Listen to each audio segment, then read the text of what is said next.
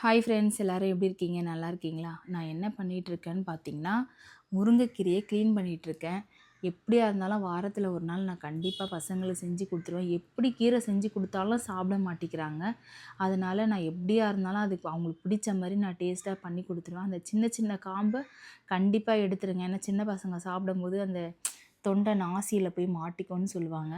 அதுக்கப்புறம் முருங்கைக்கீரையை என்ன பண்ணுங்கன்னா, நல்லா பெரிய பாத்திரத்தில் போட்டு அலசுங்க. அப்போ தான் அதில் வந்து சின்ன சின்ன பூச்சி எதனா இருந்தால் கூட சுத்தமாக க்ளீன் ஆயிரும். நான் எப்பயுமே அப்படி தான் கழுவுவேன். பெரிய பாத்திரத்தில் போட்டு கழுவுனா நம்ம நல்லா தாராளமாக கழுவிக்கலான்னு சொல்லி அதை நல்லா கழுவி நல்லா தேய்ச்சி ஓரளவு கழுவுனீங்கன்னா அப்படி ஒரு மாதிரி மேலே தான் வந்து இதாகும். அது கழுவி முடித்ததுக்கப்புறம் என்ன பண்ணுங்கன்னா, வேர்க்கடலையை வந்து தோலெல்லாம் உரித்து வச்சுக்கோங்க. என்னடா முறம் பிஞ்சிருக்கேன்னு பார்க்குறீங்களா? வருஷக்கணக்கில் ஆகுதுங்க முறம்.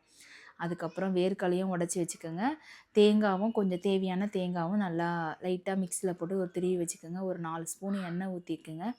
ஊற்றுனதுக்கு பின்னாடி கடுகு உளுத்தம்பருப்பு போட்டு நல்லா பொரிஞ்சதுக்கப்புறம் என்ன பண்ணுங்கன்னா, தேவையான காஞ்ச மிளகா ஒரு வெங்காயம் தான் நான் கட் பண்ணியிருக்கேன். ஏன்னா கொஞ்சம் தான் கீரை. ஏன்னா வதக்குனோடனே என்ன ஆகும்னா கம்மியாயிரும்.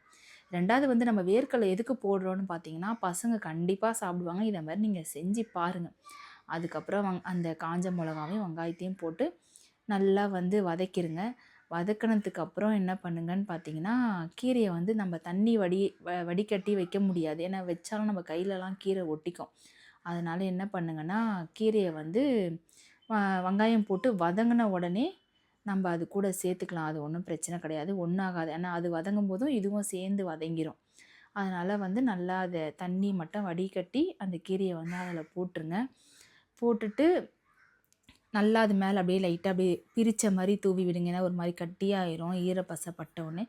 அதுக்கப்புறம் என்ன பண்ணுங்கன்னா, உப்பு தண்ணி லைட்டாக வந்து உப்பும் தண்ணியும் லைட்டாக தெளிக்க மட்டும் தான் செய்யணும். தண்ணி நிறைய ஊற்றவே கூடாது.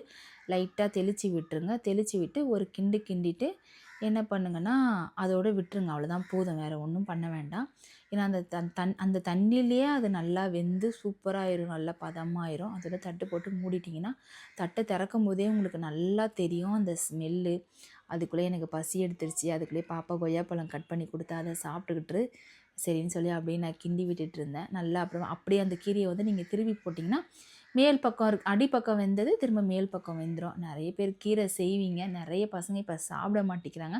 கண்டிப்பாக இதை மாதிரி செஞ்சு கொடுங்க. ஏன்னா எனக்கு எங்கள் அம்மா இப்படி தான் செஞ்சு கொடுத்தாங்க. நான் சாப்பிட ஆரம்பித்தேன். என் பசங்களுக்கும் இப்போ நான் இதே மாதிரி தான் செஞ்சு கொடுக்குறேன். அவங்களும் எப்படியா இருந்தாலும் சாப்பிட்டு தான் ஆகணுன்ற மாதிரி நான் ஒரு கண்டிஷன் போட்டிருக்கேன். சாப்பிட்ருவாங்க. தட்டில் வைக்கிறத சாப்பிட்டிங்கன்னா தான் இது தருவேன், இது பண்ணுவேன்னு சொன்னோடனே சாப்பிட்ருவாங்க. அதுக்கப்புறம் என்ன பண்ணுங்கள், அந்த நல்லா வெந்தோடனே நல்லா வாசனையாக இருக்கும். அது கூட வந்து அந்த வேர்க்கடலை உடச்சி வச்சிங்க பார்த்தீங்களா, அதையும் லைட்டாக அப்படியே போட்டுட்டு அது கூடயே தேங்காவையும் போட்டுக்கலாம். ஒன்றும் பிரச்சனை இல்லை. உடனே போட்டுக்கலாம். அது ஒன்றும் தனித்தனியாலாம் போடணும்லாம் இல்லை. அது கூடயே உடனே தேங்காவும் போட்டுட்டு நல்லா கிண்டி விடுங்க. கிண்டினோடனே என்ன ஆகும்னா, எல்லாத்துலேயும் அது போய் சேர்ந்துரும். அந்த தேங்காவும் வேர்க்கடலையும் உங்களுக்கு நல்லா தெரியும். அது ஒரு மாதிரி நல்ல வாசனையாக வரும். நல்லாயிருக்கும். அது பார்க்கும்போதே நல்லாயிருக்கும். அதுக்கப்புறம் அவ்வளோதான். வேறு எதுவும் இல்லை. எண்ணெய் வந்து நான் கொஞ்சம் கம்மியாக தான் ஊற்றுவேன். சால்ட்டும் கொஞ்சம் கம்மியாக தான் போடுவேன். அவ்வளோதான். அதுக்கப்புறம் தட்டில் வச்சுட்டு இன்னும் நீங்கள் சுட சுட நீங்கள் வெறும் பவுலில் போட்டு சாப்பிட்டாலே போதும். சாப்பாட்டுக்கு தான் சாப்பிட்ணுன்னு இல்லை. பசங்கக்கிட்ட அப்படியே சும்மா விளையாட்டுக்கு டிவி பார்த்துக்கிட்டே ஊட்டி விட்டால் கூட பசங்க சாப்பிட்ருவாங்க. எங்கள் பசங்க நான் அப்படி தான் இப்போ பண்ணிகிட்ருக்கேன்.